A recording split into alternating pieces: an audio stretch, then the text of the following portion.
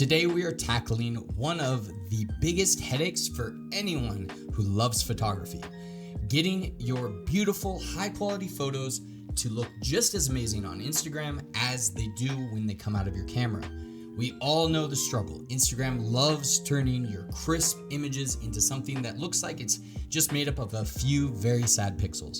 But don't worry, in this video, I'm going to share my brand new go-to export settings that I use in 2024 so you can make sure that your photos stay sharp and stunning when you post them to Instagram. All right, let's get straight into it. First up, make sure you are using Lightroom Classic and not Lightroom CC. Why? Because Lightroom Classic is optimized for desktop use and gives you way more control over your export settings. Trust me, it's going to make a difference. All right, once you've got your photos fully edited in Lightroom Classic and they're ready to export, here's what you need to do. We're going to go in and right-click on the photo and then hit export. This is going to bring up the export window.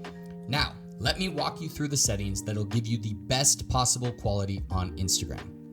First things we're going to do is scroll down to where it says File Settings.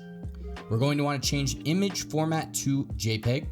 We're going to want to change the quality to 100% and make sure that our color space is in standard RGB. This is what your phone is going to be outputting when you post it onto Instagram. Next thing is make sure the limit file size is turned off and HDR output is turned off as well. We don't want those settings turned on.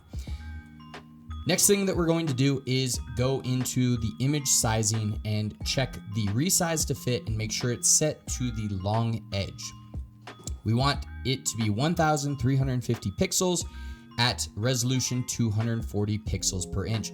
The reason why we are doing the long edge at 1350 is because Instagram is going to be posting your photo at 1080 by 1350 pixels.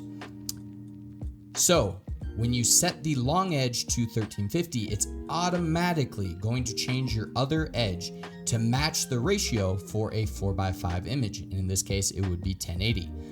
This works really well if you also want to create a story export. So you want this to be 1920, it'll automatically also resize it to however you like based on your crop.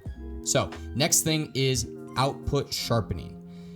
We're going to use the Sharpen for Screen Standard.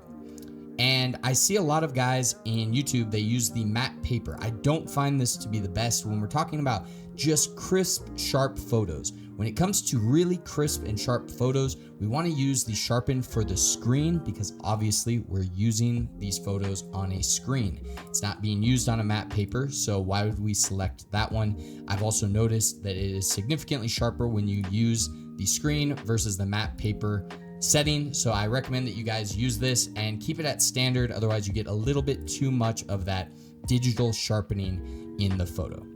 Once you've done this, hit export and your photo should be good to go. Cool, and that's it. With these settings, your photos are going to look absolutely top-notch on Instagram. No more blurry, pixely messes on your feed. If you found this video helpful, please hit the thumbs up. And if you have any other tips or tricks for getting even better quality, drop them in the comments below. Don't forget to subscribe for more content like this, and I'll see you guys in the next video.